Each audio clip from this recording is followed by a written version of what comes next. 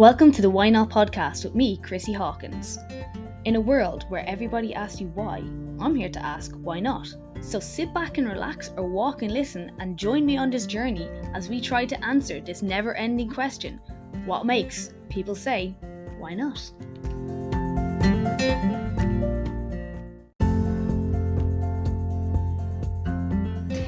Hi guys, welcome back to Why Not. So another interview today. This time I have another co-founder of Equitas. She is also the CMO.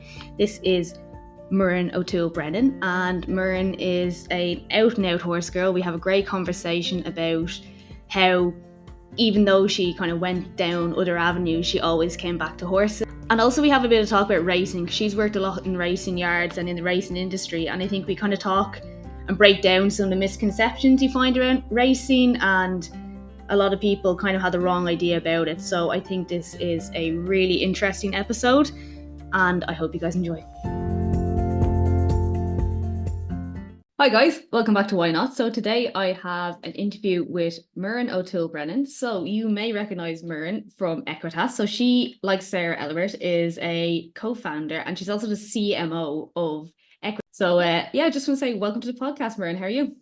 I am good. Very honoured, very privileged to be here. Very strange to be the one being interviewed. I quite like it. Could get used to it. You're always the one in the driver's seat on the Equitas live streams, aren't you? Yeah. Well, the format for those is actually changing. Little bit of you can use this as like a little surprise for your podcast. So I am continuing to do my Friday live streams, but we have a new series coming up with Shane. So Shane is going to be starting, his own series, his own live stream series.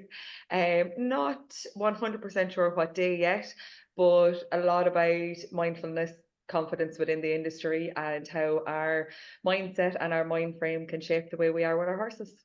Oh, that's deadly. I love that. I'm getting exclusive like right off the bat. Shane's gonna be Fine. It's for once Gary won't be in trouble. Be grand. Be fine. So tell me a little bit about Equitas and how you got involved in it. So I actually started with Equitas from the Grassroots Gazette.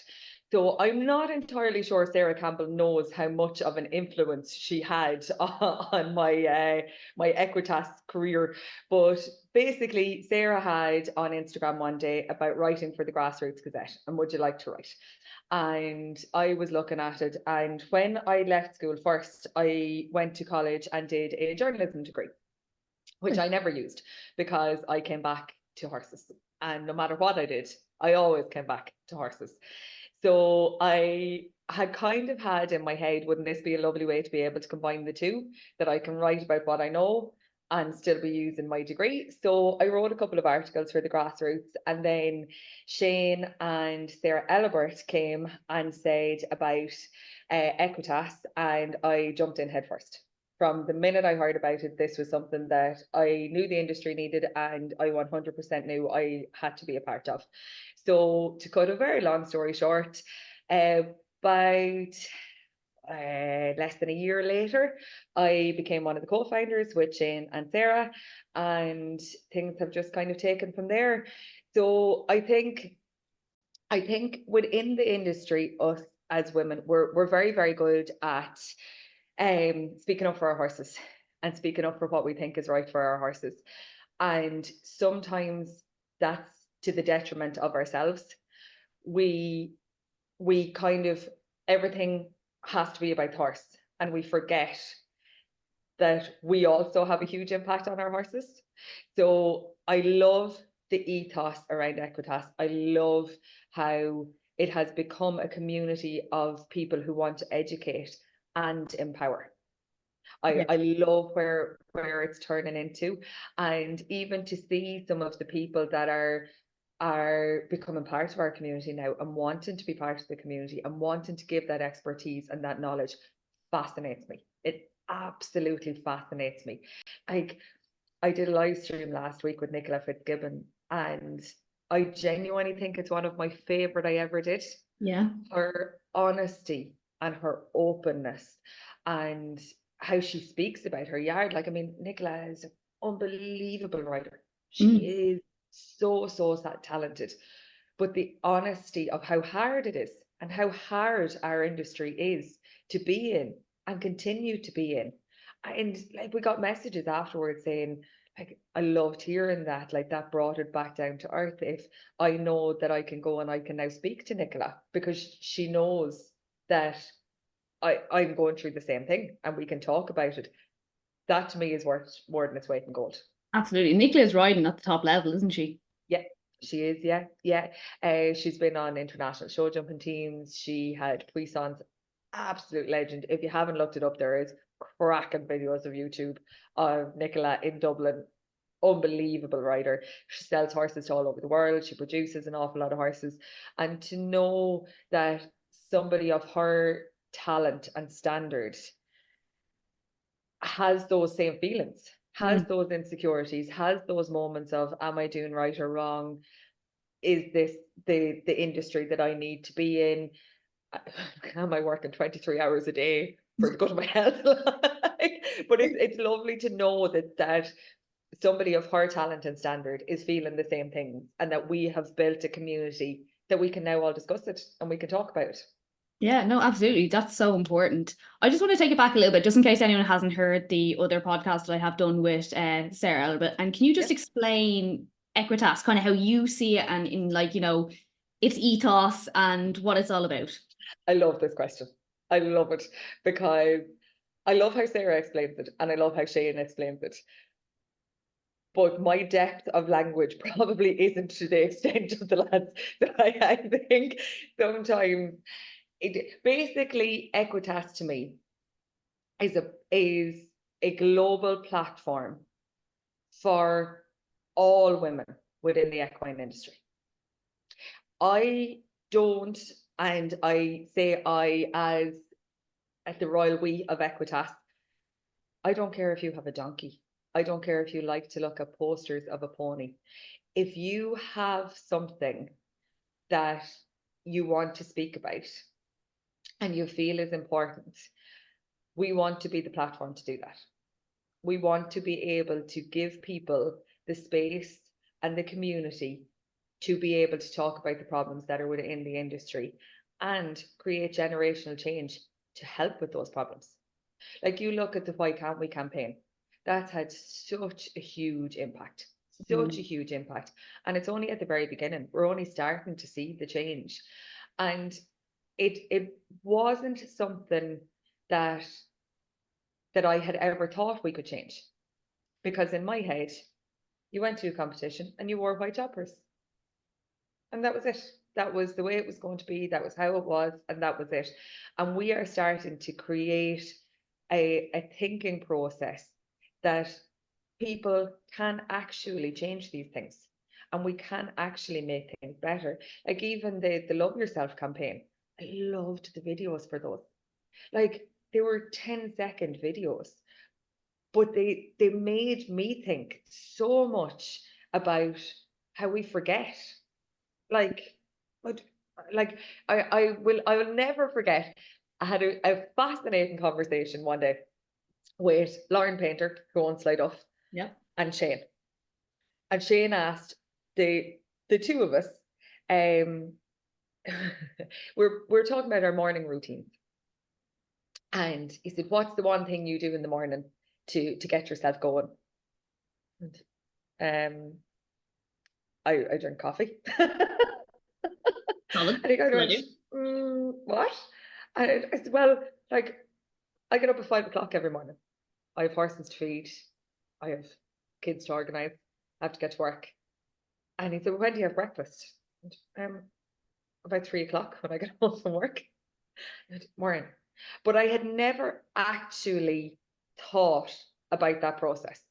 Like, because you get up and you go, and then your day is so full and everything is so full that the Love Yourself campaign in Equitas made me actually sit down and go, this isn't right, Mark. Like you're rapidly heading for 40. Something has to give here. Like you have to be able to set yourself a routine.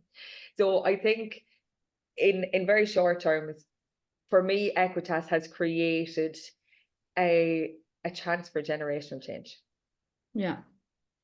I think that's a really good description of it. And the reason I asked that question as well is because everyone has different kind of views of it. Yeah, you have the, this is what we do, the mission statement, blah, blah, blah. But like it means different things to different people. And I think it is such a fantastic platform for women. And the campaign, not the little campaigns, the campaigns that are, I say that in like, the campaigns that they've done, like, and like the Love Yourself, it's that thing. And isn't it? It's so simple, the things you can do to show yourself love. Oh yeah. Oh, definitely. Like even like I mean, I love Jane's one. Buy yourself flowers. Like I would never in a million years, I could walk through a flower shop and the supermarket 47 times and I would never ever think of buying myself flowers. Ever. So literally when Jane sent in that video, I went, I'm gonna buy myself some flowers today. I want to buy But myself flowers. it is like it's the little small things. And I think regardless of how much you're involved in the industry, horses are hard work. They're really hard work and they can be exceptionally lonely work. Mm-hmm. Like we were debating this in the yard the other day. I'm very, very lucky. I work for an amazing lady. We get on exceptionally well. Like, oh God, is it 8 or 9 years I think I've worked for Claire now? But there's the two of us in the yard. Yeah. And if you chose to just do the horses, you could actually go days without seeing anybody. Anyone. You could get up in the morning, do your horses, and go to bed. Very, very easily. And that could become really lonely and really isolating. Now, Claire is very lucky. She has the son Robbie, and she has the school runs and the football and the soccer and 47 birthday parties, the same as we have here. But it can become really, really isolating and really lonely because I think if you're not in the industry, you don't understand well, I have to be back for 5 o'clock to feed. And no, I can't go back out because I have to be up at 5 o'clock in the morning because I have to be at a show at 7 o'clock. And I'm really sorry, I can go to your birthday party, but I can only have one drink because I'm actually riding in the morning. And that can become a really, really self-fulfilling prophecy. It can turn you into something that you don't even realize yourself. And unless you can speak to people who are within that same capacity and who are dealing with those same things, it can become really hard for your family to understand, for your friends to understand. And I think that's why the community element of Equitas is so important to me. Like even some of the messages that come in are hilarious. Like they're so funny. But to even have that, to know that you can create a conversation with somebody and you can put a smile on their face for the day. And you know that maybe mucking out the 14 stables isn't exactly what they thought they were going to be doing with their day, but we do it for the love of our horses. Yeah, no, absolutely. It's funny you say that, like it does become very isolating. And I don't know, like it's weird. I'm thinking now, like, every horse person I know seems to have like or no horse friends. There's so many of us. How do we do this? We only see them at the show or at the yard, but like why don't we? I suppose we're probably getting ready for the show the next day. So we're not going out and socializing. Exactly, because we're all so busy trying to figure out our horses that we don't have time to spend with each other. No, it doesn't make sense. Pennies dropping again. It's kind of hard, but it's the same like I see it here. Like we're farmers and now we're very lucky. My husband farms with his brother and they literally live straight across the road. But farming is kind of the same. Like it can be exceptionally isolating and it's hard work. It's really, really hard work. And like we were laughing at each other yesterday. Like the two of us were trying to do paperwork sitting at the table yesterday. I'd say like we're married 11 years and I'd say that's happened once in 11 years, and the two of us were scowling at each other going, this is strange. Like, you go feed the cattle, go feed your horses. Like we would never be inside. Really odd. Really, really odd. Like, drank more cups of tea than we did anything else. But we got there in the end eventually. But it can be very lonely and it can be very isolating. And to be able to create a platform that people know that they can come to and they can listen to a podcast they can go back and watch a live stream, they can read the unbelievable articles that are on the website. That's very empowering for me. That's what Equitas is for me. And how important do you think it is to have a platform like this for women specifically? Unbelievably. 73% of our industry is female. And I think I don't think that is a recognized entity. I don't think people fully understand that there is so many of us, but we have never had somewhere that is specifically for us. There is amazing publications within the industry. Absolutely amazing. And media platforms that have been there for over 100 years. And I would never take away from the work that they do. They do fantastic articles and they really strive to make the industry better. But I think we needed a voice. We needed somewhere that we could go and actually create these campaigns and empower people to know that they are not alone in what can be a really, really difficult industry to be in. And to have that as our own. This is our platform and we can use it and we can create change from it.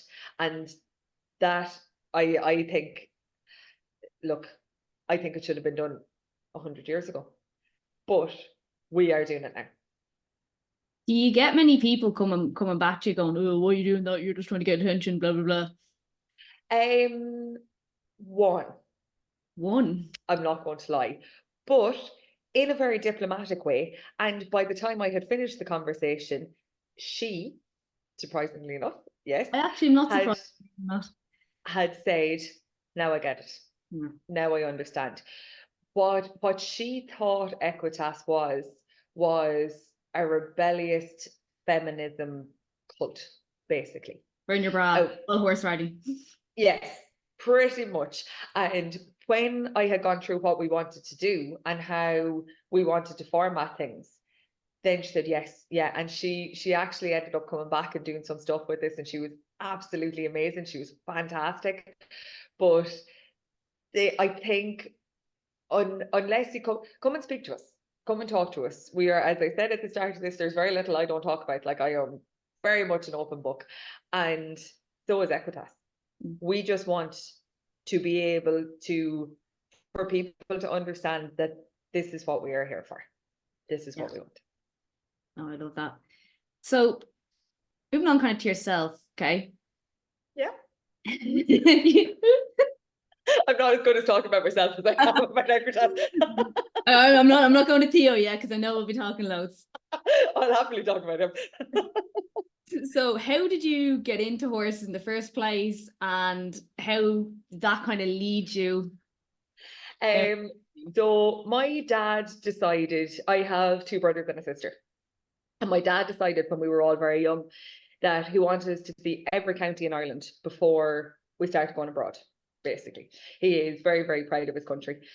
So everywhere you go in Ireland, there's pony trekking, there's breech rides.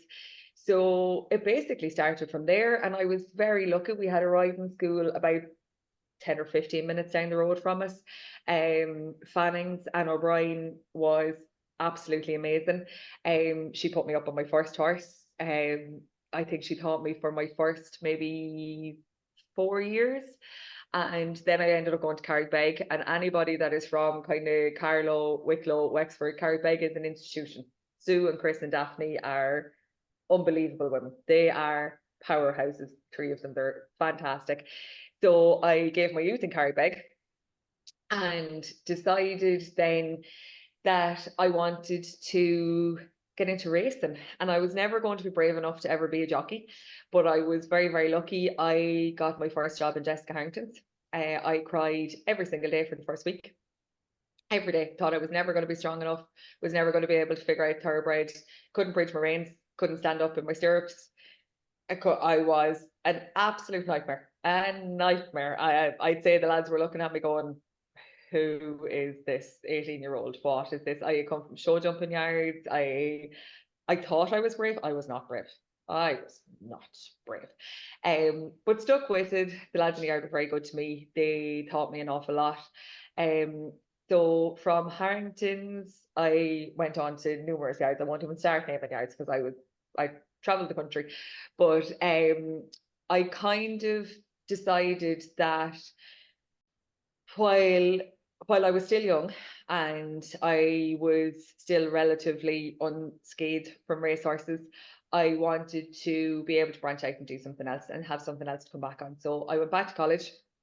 I did a degree in veterinary nursing and went, started working in a small animal practice in Kilkenny and stuck at that for a couple of years. Then I had my son and actually took a break from work. I say that, took a break from outside work, went farming here at home.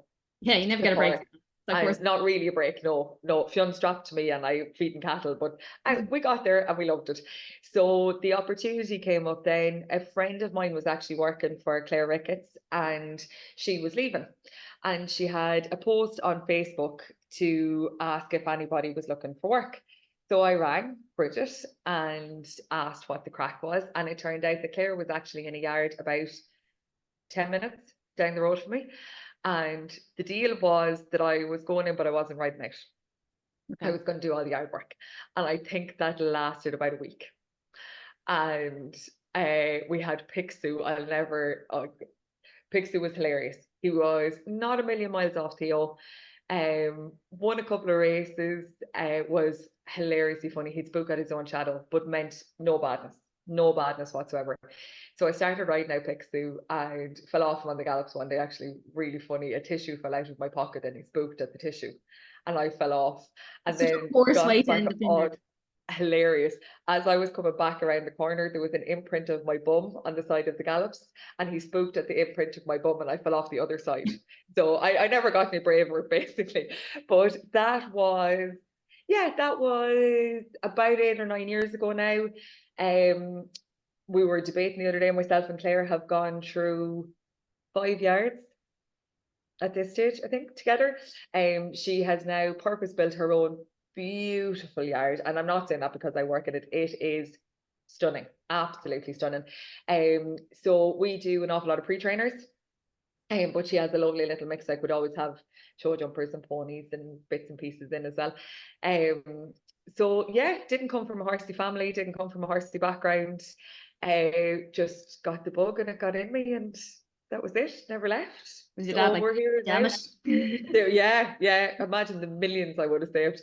So yeah, we have 4 horses at the minute. We sadly lost our pony last year. June was my very first pony. She was sold to a friend of mine when I got too big for her, and he rang me back. Now, Pádraig tells a very different version of this story, but he rang me back and said that basically she was going to be retired and did I want her back? And I said yes. So it was on a Friday, and I said, can you give me till Monday morning to run into the credit union to get money for you? And he said, yeah, that was fine. So Fionn was quite small at the time, and we used to spend weekends with my mum and dad. So we went down to mum and dad's, and I got a video of a pony in the back of a horse box. And my also lovely husband had sent his dad down to collect June. So when I came back the next day, June was here and back in the yard with us. Aww. So yeah, we got to fulfill the rest of her life here with us, which I will be forever grateful for. She was 36 when she passed away. Oh wow. And she was deadly. She was so hardy. And I have a beautiful picture. I have it up in my sitting room, which I will treasure forever, of my son Fionn sitting on June wearing Pádraig's confirmation coat in the Tullow show under the same tree that I have a picture of me sitting on June with Dad holding her. So yeah, cool. That'll forever hold a special place in my heart now, I have to say. So we had June, and I have Polydam, who is another retired thoroughbred who also came out of Willie Mullins's. And then I have the one and only Annabelle and AJ. Annabelle is a chestnut mare. She's an Irish draft. Yeah, she was born and bred here in Ballyharmon by my mother-in-law. So anybody that breeds Irish drafts in Ireland will know Eileen Brennan. She's a stalwart in I think she did the stand in the RDS for 33 years straight. She is an amazing lady. So Eileen bred Annabelle, and then 2 years ago in May, we sent her up to Liam Linsky. So we have a beautiful Moylock bouncer, 2-year-old now. Ooh. Yeah. Yeah. And then we have Theo. Lovely Theo. The unbelievable Theo. So Theo is the fortunate one. Theo gets to come to work with me and stay in work. Very pleased with himself. It's lovely. It's lovely as well telling you telling the story about June as well, because it just really shows how much they can mean to you as well. Like, you know. Oh, she was part of our family. Like Mm. I grew up with her. Like, I mean, she was one of the first ponies that ever came in at home. Never wanted her to be sold, got too big, like she was always going to have to be sold. She was only 12 too, like, but she was a little powerhouse. She was hilarious. Like the amount of times I fell off her. Oh, countless, like. But then when we sold her, like you'd be getting videos and pictures, and I wouldn't even put a number on the amount of kids that she taught. Yeah. Like I would have no clue. Like she was in the RDS, she was on games teams, she was a jumper, like she was deadly.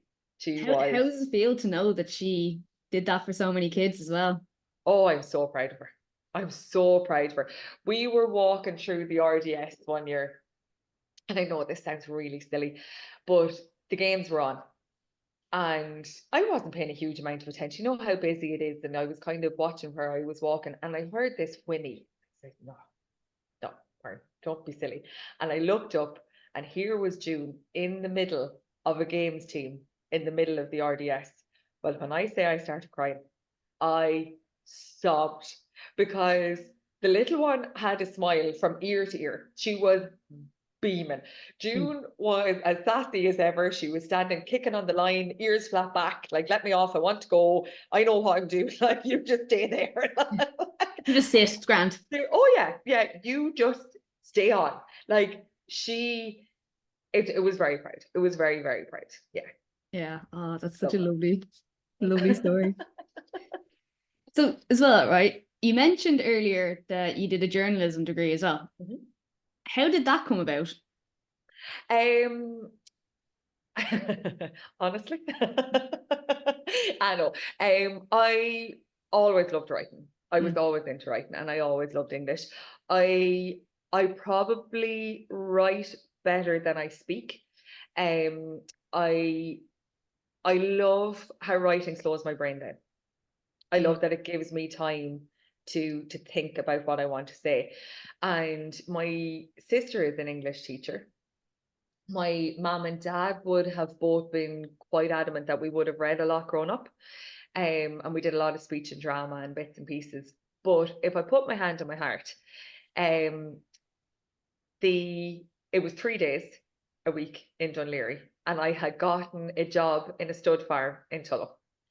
And the deal was that I could possibly go on to work with horses if I went to college.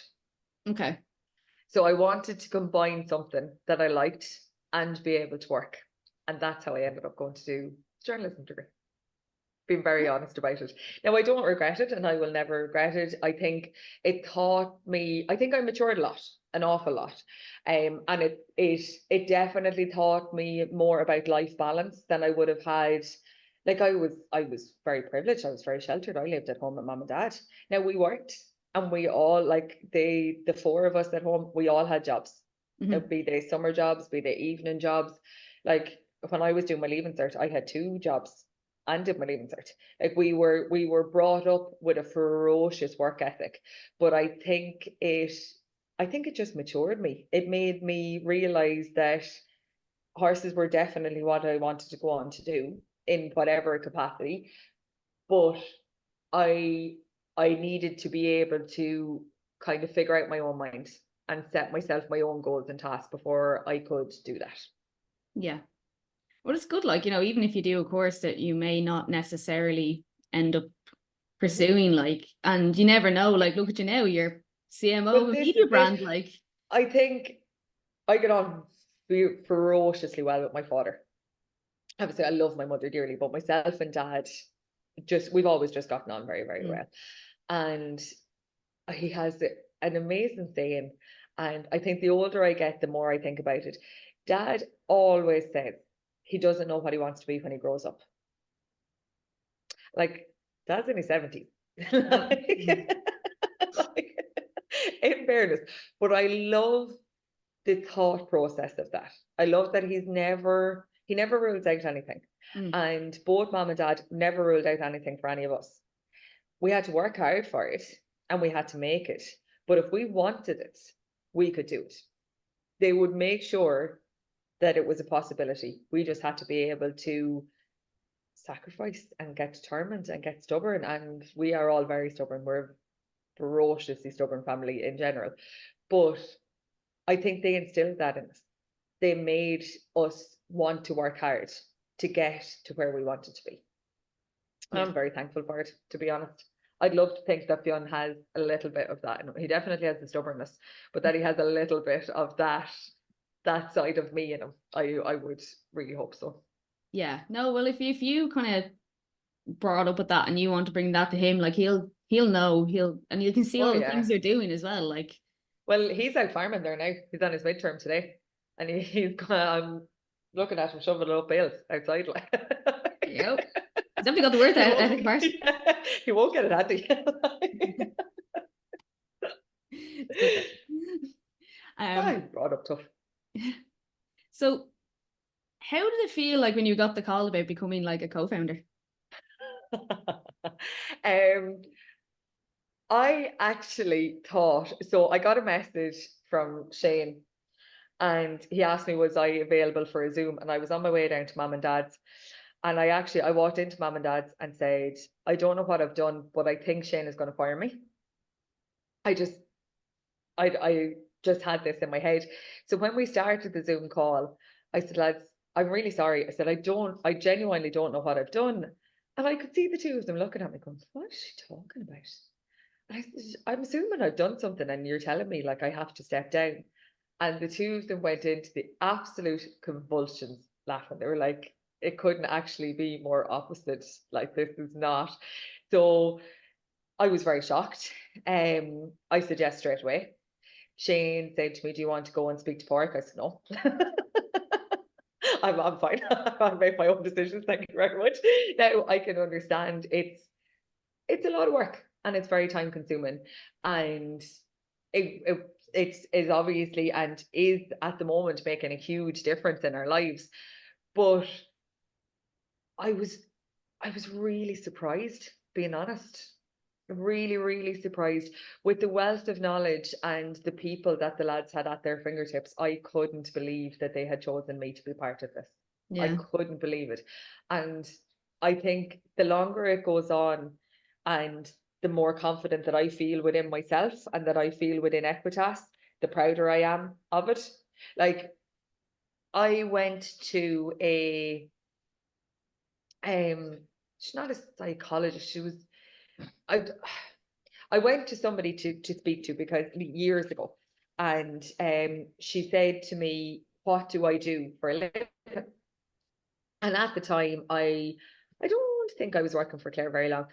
And she said to me, what do you do? And I said, I shovel horse shit. It's fancy horse shit, but I shovel horse shit like this. Expensive horse shit. Said, yeah. So she said, right, go through your day with me. So literally hour by hour we went down through the day, and she said to me, now tell me again, you shovel horse shit for a living.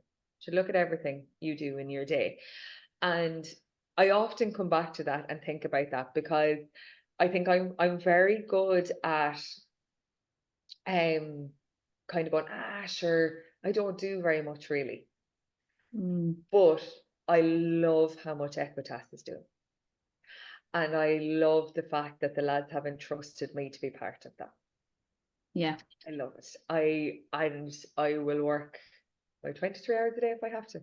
And I'll do it with a smile on my face, because I think this is the very, very tip of the iceberg. And I cannot wait to see in 20 years' time what Equitas has become. Yeah, no, that excites me so much. Like, if we can create the change that we have created in less than a year and a half, imagine what it's going to be. Yeah, and you can see it in your face, you can hear it in your voice, like it's so genuine, like you would do this no matter what. Oh, no matter what. This is my existence now forevermore. Like this is me. This is how it is. Because I think it's just so important and it just has to be done. And that is it. There's nothing else wrong with like. Yeah. And do you think like, so you're saying the impact it's made, but like you're a large part of that because you are one of the leaders of it. Mhm. And you're saying you downplay it not. Do you think that is like a problem you find across the board with women? Definitely. We are we are ferociously loyal when it comes to our horses and when it comes to the industry. But we're also very good at taking a step back and saying, ah, no, that wasn't us now. That was the team role, and that was Johnny down the road, and Mary made the sandwiches, and that was the whole lot of us, which I love because I love that there is the community involvement in it. But I think it makes it quite hard to actually stand up and go, actually, no, that was me. I did that. I created that, or I was a part of that. And I think that on a selfish note, I think Equitas has actually helped me an awful lot in that, where I can go, oh no, no, I did that. Like Yeah. that was us. Look at that over there. We created that. And I think the confidence that has come from that is unbelievable. But I do think that it is a problem within the industry. Yeah. Yeah. Yeah. I think we all need to have that little bit more confidence and be able to stand up. Now, there is some amazing organizations. Like if you look at WIN for the women in racing, like they have unbelievable speakers. And I've been to a good few of their talks and a good few of their bits and pieces, and they are amazing. The level of women that they have and the knowledge that you're sitting listening to is unbelievable. But what I find fascinating about those is actually looking around the room, sitting looking at the people listening, because the majority of the people sitting in that room also have unbelievable experience and unbelievable knowledge. And now it might be within different capacities of the industry, but it's there. And you can see that like the younger generation say, and I'm looking going, we'll be okay. These people are good people and they are going to look after our industry for the next generation and the next generation. And I love that. I That love is it. fantastic. You're just saying that the women in racing thing as well. I feel like racing's a little bit ahead of the other kind of horse related disciplines. It probably is in some capacities, but it is because it's such a huge industry within Ireland. Mm. And it employs so many within Ireland that I love the fact that not only the government but HRI have really taken on board that it's really tough and it's really hard and we need help. We like, and I include myself in this, like, I mean, I've worked within racing within some capacity since I was 15, and it's really hard. Yeah. It's really hard. You're the caretakers of these horses, and you know that people are putting in colossal amounts of money to keep their horses and to mind their horses and to look after them. Unfortunately, not all of them can be winners, and the horses have to have a level of fitness. You have to try and bring them to that level of fitness, but it's a constant pressure and it's a constant time pressure. And I mean, if I can feel that as an uneducated 15-year-old, trainers must have it 40 times over from it. But I love the fact that it's beginning to change. And I love the fact, like, even when we were looking up stuff for the Equitas booklet, I didn't realize that there was a helpline for stable staff and their families. Yeah. I didn't know that until I was looking at the Equip website. And to even have that now is huge compared to when I started. Yeah. Huge. But it's a funny industry because a lot of the background of people and a lot of the people that work kind of off camera and unseen are female. Mm. And when you delve into it, when you start looking at statistics and you start looking at some of the programs that are made, the majority are made by females for males. And something has to give there. Something needs to change. I love the fact that it's there, and I love the fact that they're in place, but there is so much more that can be done. Absolutely. The thinking with the racing and stuff like that, you know, racing, I suppose the reason I was saying it seems to have like a little bit more on the mental health side or things to help people within it, where obviously they have a hell of a lot more money. Yeah. But with the money, it gets exposure and a bad rap. What are some misconceptions you find people have about racing that you'd love them to hear and be like, stop that? That we don't care. Our horses are machines, and we want our horses to go out and win. I guarantee you there is 16 horses in Clare's at the minute. And I can put my hand on my heart and tell you that between myself and Clare, we will know every single one of their quirks. Every one of them. And I will know from a sideways look in the yard if one of those horses is right or wrong. Mm. I would love people, and I have said this, Claire laughs at me like it's my yard, come and join us. But I would love people to actually come into a yard and see the love and care and affection that comes into these horses. They become our babies. We know them inside out and back to front. And I can guarantee you, if there is something wrong with one of those horses, it's the stable staff and us that'll be going, these aren't right. We will be going to our trainers, we will be going to our owners, we will be going to the head lad, going to the head girl, because these horses become such a part of our family and such a part of our life. Like when I got Polydam first, I got the most lovely message on Instagram from a fella that used to look after him and mind him in Willie's, and he said he's been searching for him for the last 3 years, that he wanted to know what had happened to him, where had he gone. Now, you cannot tell me that we don't care. Yeah. Like they become our babies. You look at anybody walking back into a parade ring and they won't walk back in without giving that horse a pat. Win, lose, draw, pulled up, whatever. We want our horses to be sound and safe and happy. That's it. Now you can hear the passion in that as well, like, you know, and it is something that annoys me as well, like, you know, when people say stuff about it and like, you know nothing, just shut up. No, because I've seen the people in racing, I see the work they put into it as well, and I'm not even a horsey, like I'm not a horse racing person, but you can see the work the grooms do, you can see how much they care about them. It becomes your every existence, because like the hours are long, and you now have Sunday evening racing in Dundalk. You have evening meets, you have day meets, you're going to England, you're going to America, you're going to China, you're going, like, these horses are taking you all over the world. And they're taking you to experiences and places that you never would have gotten to have without them. Why would we not want to find them? It makes no sense to me. I can't fathom it. And yes, you have a tiny percentage of people that mightn't be doing it to the same standard as what we would like to achieve within the industry.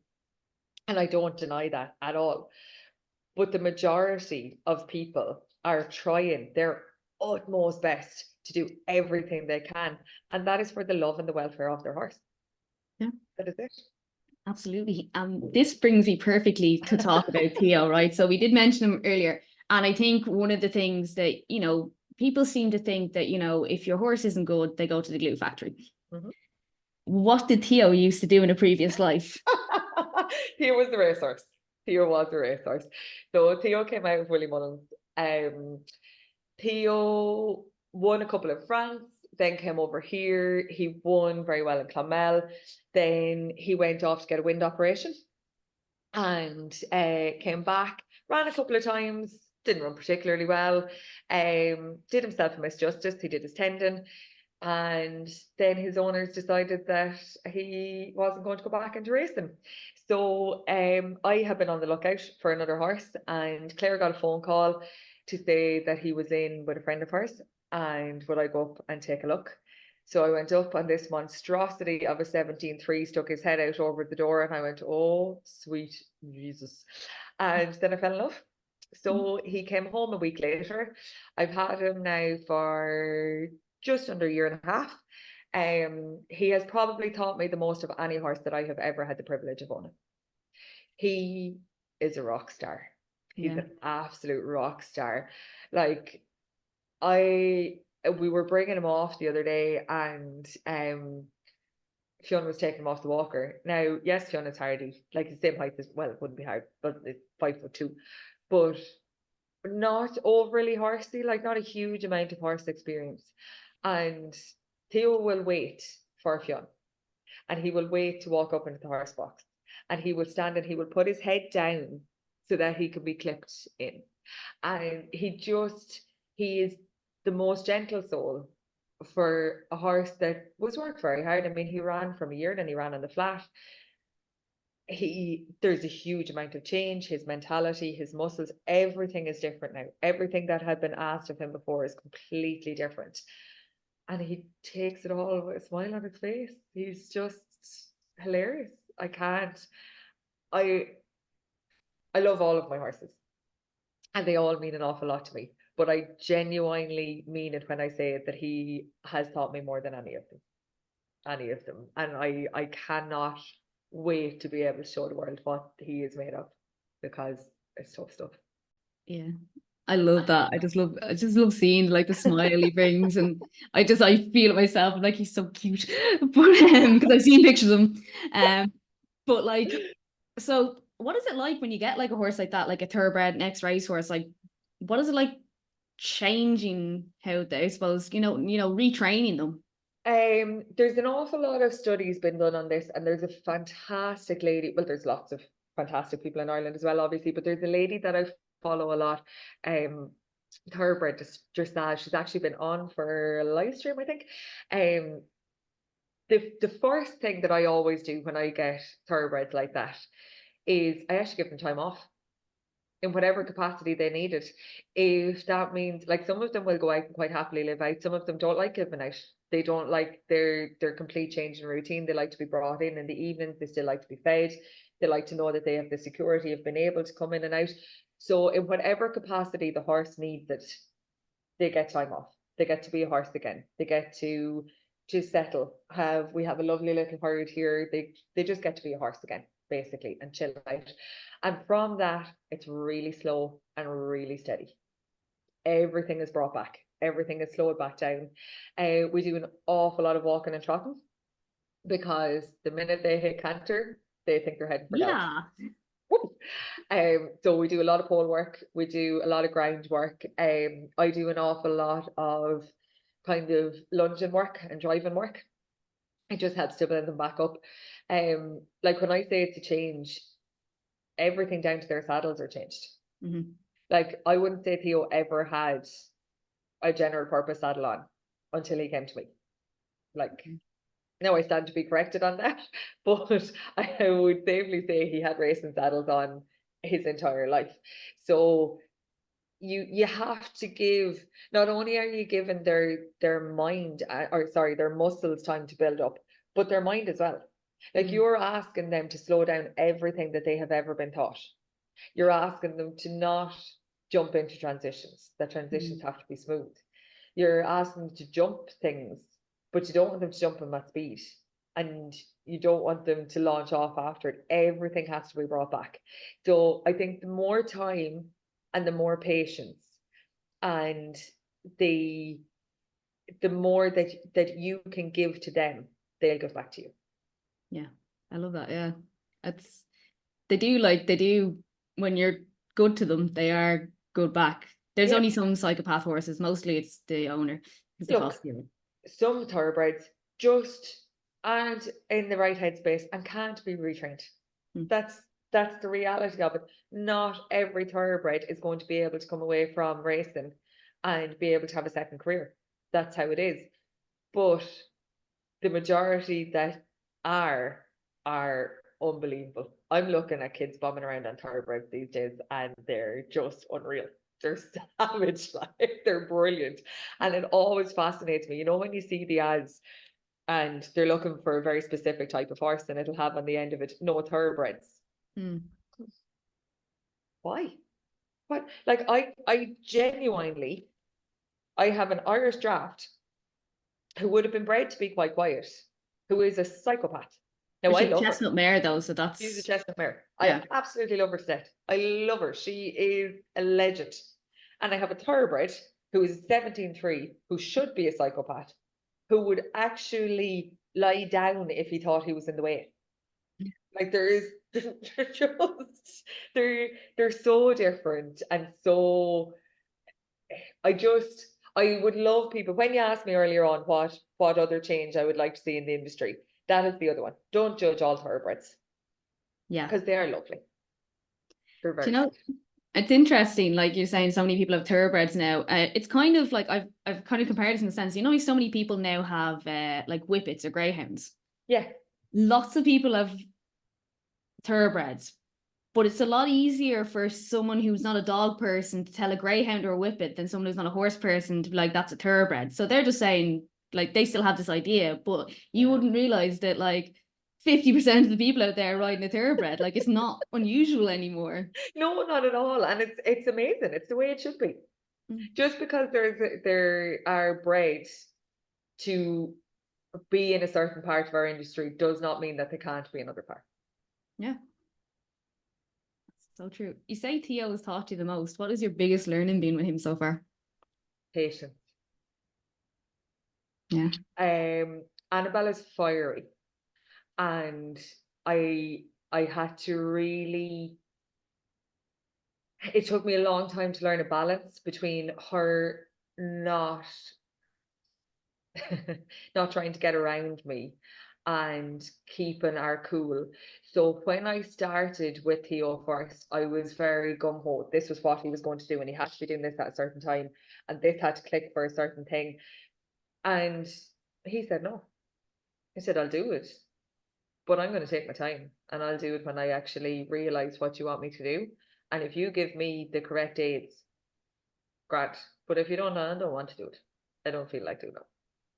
So it took me an awful long time to go, this is not Annabelle. He is not going to try and book you off at every available opportunity.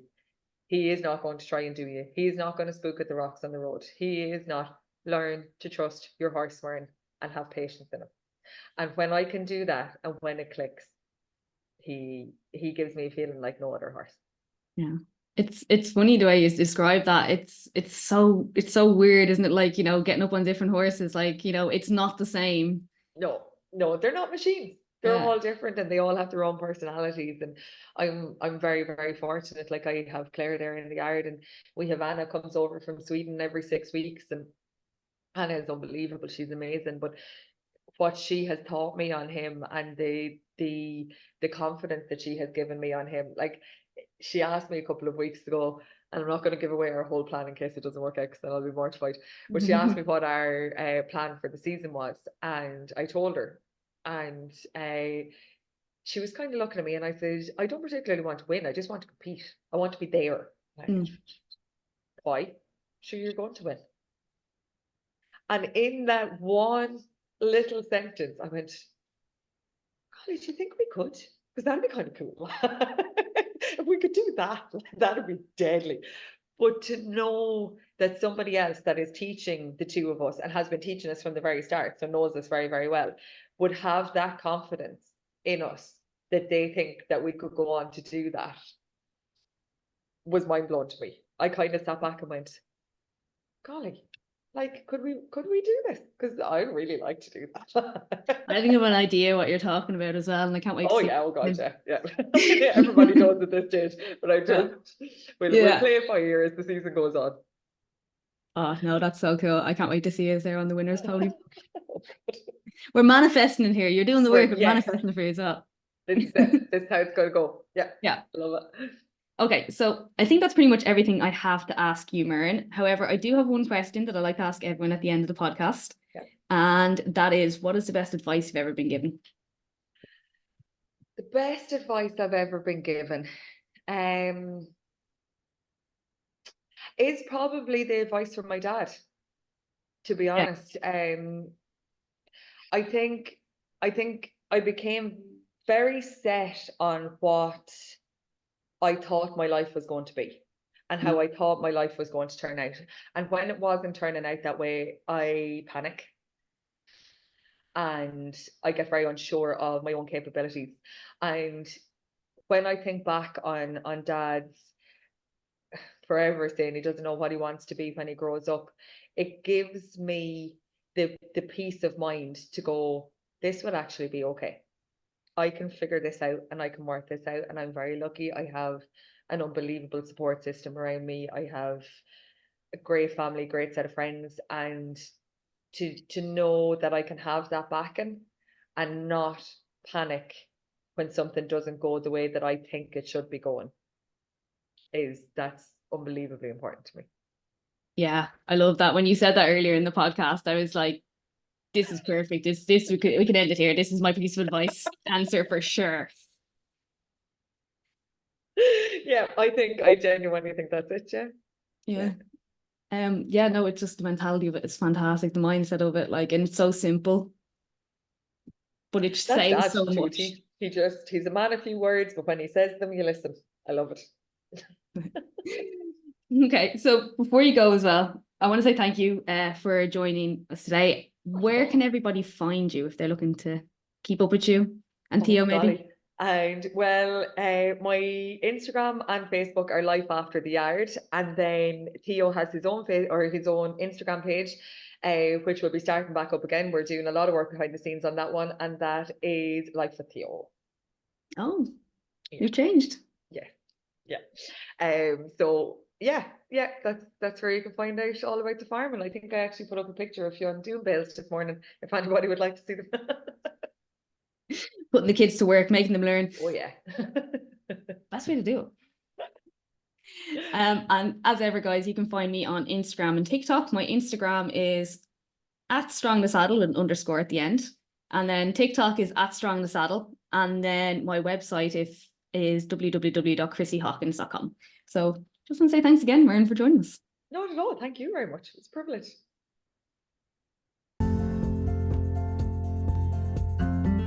I really do appreciate everybody who listens to this podcast. So if you please could help me with the algorithm and leave a review on Apple Podcasts or Spotify.